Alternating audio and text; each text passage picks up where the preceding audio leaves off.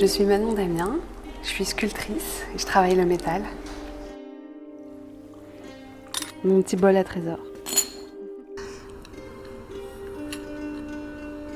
Partir d'une plaque pour arriver à un bol, c'est magique, non?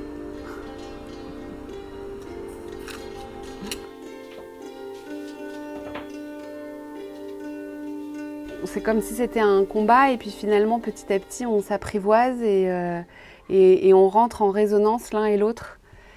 Et après, je sais pas, c'est la sensualité de ce matériau. Et j'adore, une fois que j'ai bien martelé ma pièce, j'adore la caresser, voir voilà, s'il n'y a plus aucune bosse, si tout est, la matière est bien tendue.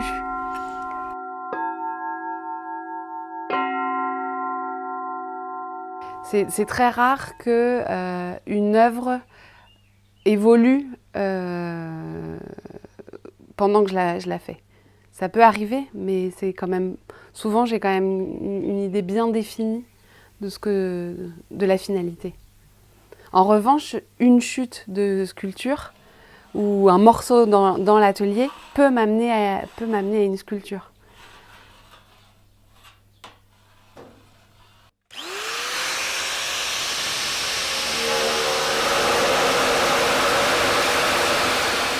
Le métal, il est resserré, il a des petits atomes serrés et en fait moi je vais détendre les tensions du métal. À force de taper dessus, il va s'écrouir, redevenir de plus en plus dur. Et du coup, si je veux vraiment avoir une forme très ondulée, il faut que je le reporte à rouge plusieurs fois. Et une fois que j'ai obtenu la forme qui me convient, là je peux passer à l'étape de découpe. Donc là, je travaille avec des lames de moins d'1 millimètre d'épaisseur, qui sont en fait des lames qu'on utilise essentiellement en bijouterie, qui me permettent d'avoir une découpe très fine et très précise.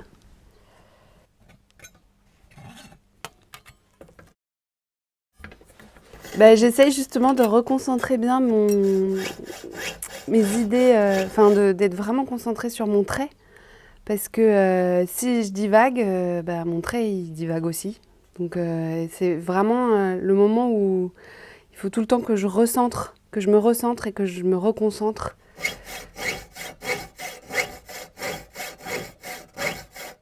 Ça, c'est ma méditation. Ce qui m'a toujours touchée et beaucoup émue, c'est le mouvement. C'est quand je voyais des œuvres de Calder, de Tinguely, il y avait tout le temps du mouvement, de la vie, et je trouvais que voilà, les sculptures étaient vivantes.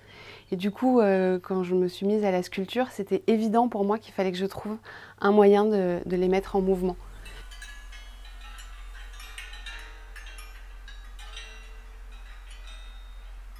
Quand je suis rentrée dans la section sculpture sur métal, ça a été un coup de foudre entre la matière et moi. Et tout était là. J'aimais l'odeur, l'aspect. Et contrairement aux idées préconçues qu'on a sur le métal, on pense que c'est lourd, que c'est froid, que c'est assez austère comme métal. Moi, j'y ai vu quelque chose au contraire très sensuel, très féminin.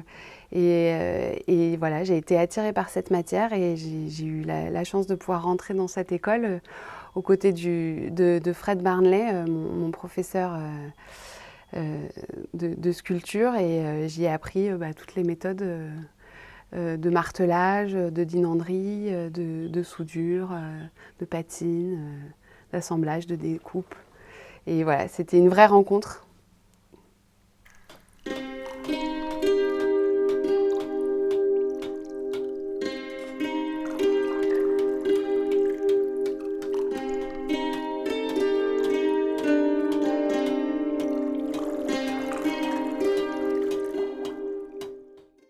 Si je martèle pas bien ma pièce, si je la tends trop par exemple, après quand je vais la découper, il va y avoir des parties qui vont se relever et elles seront pas, j'arriverai pas à reproduire correctement la forme.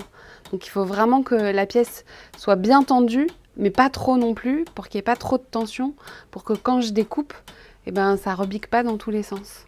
C'est vraiment là où je fais corps avec la matière. Parfois, c'est une sculpture qui en amène une autre. C'est-à-dire que j'ai créé une forme et puis du coup, il y en a une autre qui vient prendre place aussi, prendre vie. Alors parfois, ça me fait laisser une sculpture de côté pour aller vers une autre qui prend vie.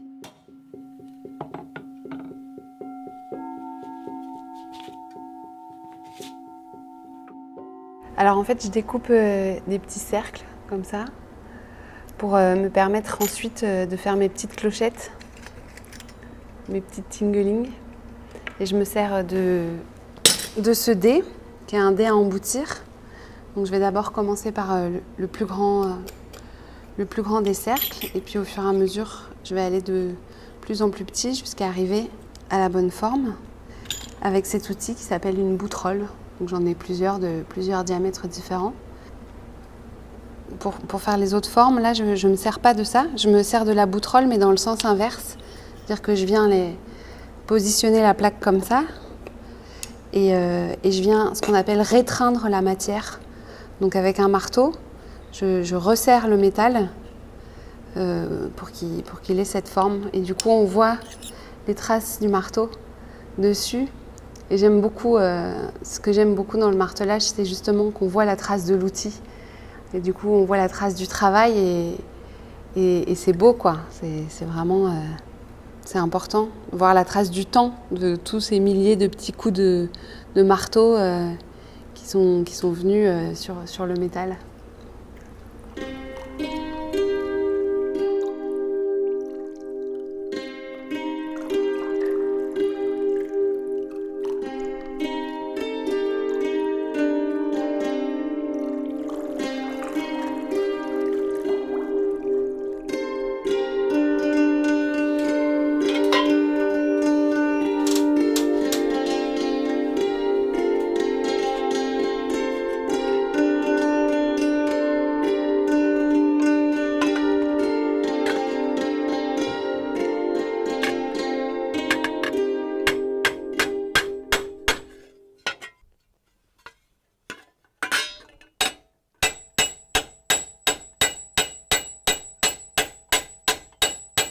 Ça se joue entre l'enclume, le marteau et la pièce.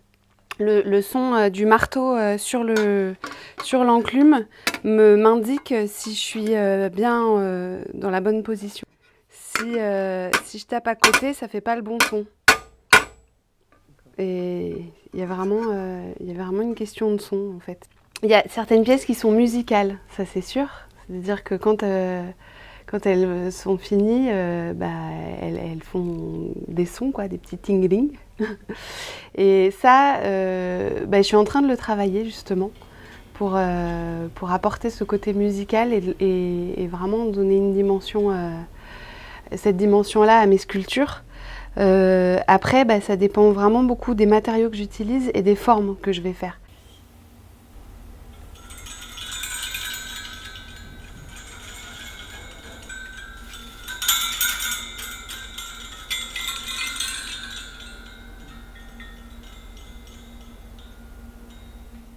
Quand je suis sortie de l'école Olivier de Serres en 2003, je ne me suis pas sentie tout de suite de me lancer dans la sculpture.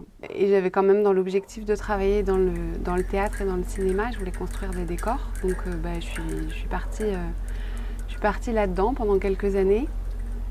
Et ensuite, j'ai eu l'opportunité de partir au Niger où j'ai travaillé avec des forgerons touaregs pour apprendre à faire des bijoux avec leurs techniques. Au tout début, déjà, j'étais une femme et le métier de forgeron au Niger, c'est un métier d'homme. Donc j'ai commencé par rester assise pendant des heures, à les regarder travailler, à attendre. Et puis petit à petit, apprendre un outil, et au fur et à mesure à pouvoir enfin travailler avec eux. Et quand je suis revenue du Niger, j'ai eu la possibilité de venir à Narbonne. Et là, ça a été comme une évidence qu'il fallait que je me remette à la sculpture. Parce que j'étais prête.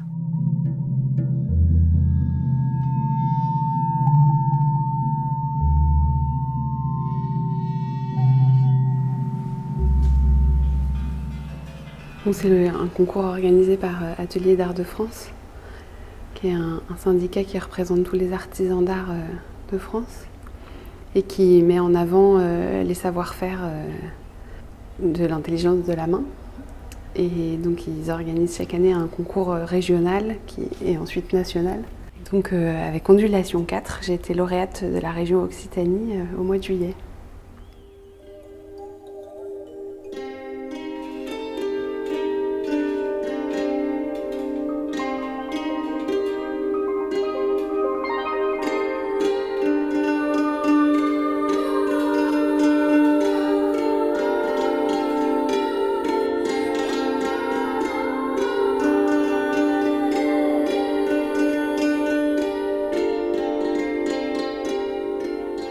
À chaque fois que je fais une soudure, je trouve ça magique.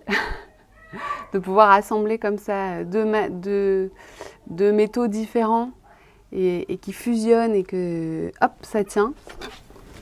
Parce que j'ai pas le droit d'avoir d'espace entre la tige et le métal que je soude. J'utilise de l'argent pour assembler les deux métaux qui sont différents, de l'acier inoxydable et du laiton. Du coup, ça me permet d'avoir une soudure très solide. Avec tout ce rapport avec la flamme, avec le feu, il y a un côté un peu mystérieux, quoi. Enfin, magique.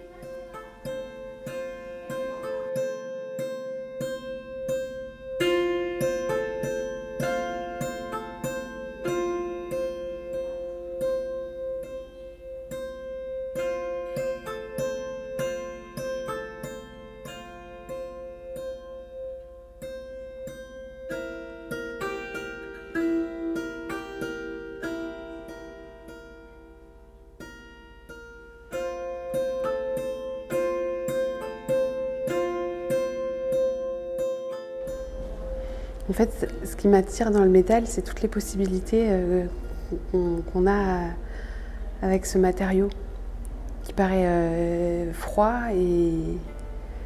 et intransigeant, alors qu'en fait, si on arrive à l'apprivoiser, on arrive à en faire quelque chose d'extraordinaire. Que justement, souvent, on associe le métal à quelque chose de lourd et que moi, je le rends léger et mobile et aérien, quoi. Ça, c'est ma marque de fabrique.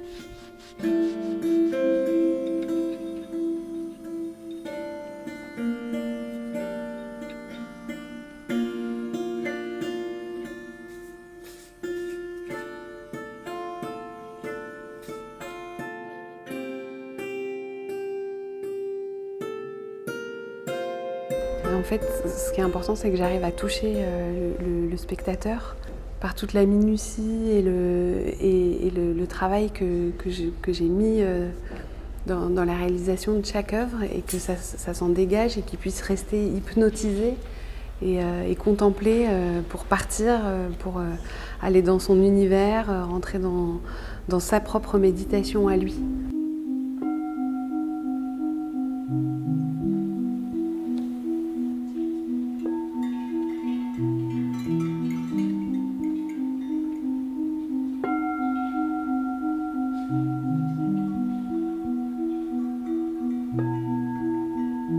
En fait, j'ai rencontré Guy Frédéric lors d'une exposition et j'ai flashé sur son travail. Ensuite, lui est venu voir mon travail et pareil, il a eu le coup de cœur. Puis du coup, on a commencé à faire une première pièce, une deuxième pièce. On continue chacun de notre côté de notre travail personnel et du coup, ça me permet moi de m'ouvrir sur plein de nouveaux horizons auxquels je n'avais pas pensé. Donc ça, c'est le plan d'une des sculptures que j'ai qui est exposée à Perpignan, au Centre d'art contemporain, où j'ai une expo en ce moment. En fait, c'était pour un concours lors d'un salon, un concours jeunes créateurs. Et du coup, j'ai pris la vue du dessus du village, qui est en fait un village fortifié. Et puis du coup, je l'ai transformé en sculpture. Bon, du coup, j'ai gagné. Je dirais pas qu'il faut de la force, je dirais qu'il faut de l'opiniâtreté, peut-être. Il faut de la finesse et puis de la précision et surtout de la persévérance, je dirais. C'est plutôt le mot persévérance. Les plus grosses étapes de force, c'est le martelage, l'emboutissage au tout départ. Mais après, quand je martèle, non, ça c'est pas une question de force, parce qu'il ne faut pas forcément avoir des bras musclés. Puis après, en revanche, c'est quand je vais faire des pièces un peu lourdes, où là, oui, pour les porter, il faut être un peu costaud, quoi. Et après, en revanche, le travail de finition, c'est très long. Très très long, entre soit des patines que je fais grâce à des procédés chimiques, soit du polissage. Et ça, c'est ce qui est le plus long, quoi. Souvent, j'ai encore un travail un peu de lime pour que les arêtes soient propres.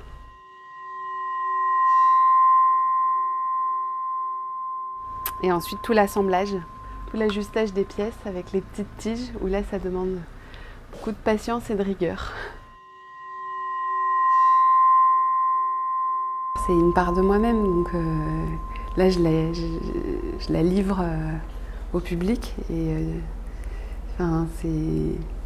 c'est touchant de les voir toutes réunies, aussi bien mises en valeur, et de pouvoir avoir un retour des gens sur ce que ça leur fait, de les voir là.